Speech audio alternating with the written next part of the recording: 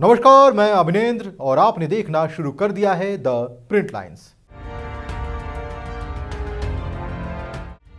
साल के 7 महीने गुजरे हैं और अभी तक 19 रेल दुर्घटनाएं हो चुकी हैं।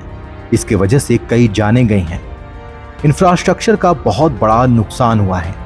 एक तरफ इससे मौजूदा पटरियों और गाड़ियों की स्थिति पर सवाल उठे हैं, लेकिन एक विश्लेषण से पता चला है कि रेलवे के बढ़ते राजस्व के बावजूद ट्रैक के मेंटेनेंस पर खर्च कम हुआ है।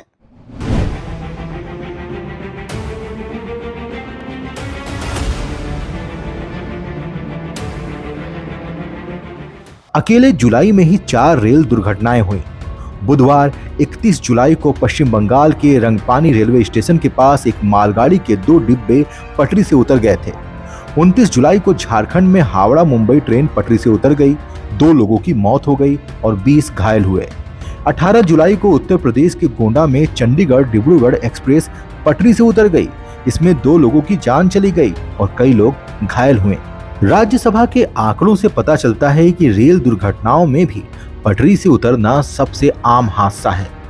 2021-22 में 27 हादसे रिकॉर्ड किए गए थे। 2022-23 में 36।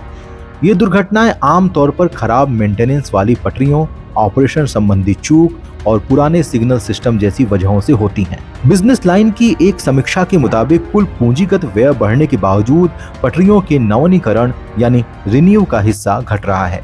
2022-23 में रेलवे का राजस्व 1.2 लाख करोड़ था और ट्रैक नवीनीकरण के लिए 13.5% खर्च हुए। वित्त वर्ष 24 में रेलवे राजस्व तो बढ़कर 1.5 लाख करोड़ हो गया, लेकिन ट्रैक पर खर्च राजस्व के 11% पर आ चुका है।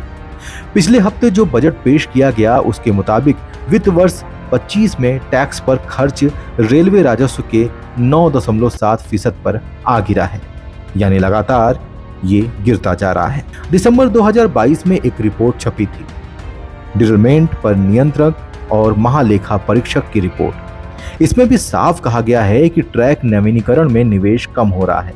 ट्रैक नवीनीकरण के लिए आवंटित बजट का पूरी तरह से इस्तेमाल नहीं किया जाता। धन आवंटन में कमी और आवंटित धन का उचित इस्तेमाल ना होने की वजह से ट्रैक के रिनोवेशन वाले काम टल रहे हैं, समय से पूरे नहीं हो पा रहे हैं। रिपोर्ट के पैरा संख्या 2.4 में लिखा गया है, 2017-18 से 2020-21 तक 1129 पटरी से उतरने की घटनाओं में से 289 यानी लगभग 26% ट्रैक नवीनीकरण से जुड़ी हुई थी। रिपोर्ट में इन घटनाओं के 24 कारकों की पहचान की गई है। ट्रैक मेंटेनेंस, ट्रैक मापदंडों का तय सीमा से ज्यादा डेविएशन और कोच वैगनों में दोष इनके कुछ प्रमुख कारण हैं।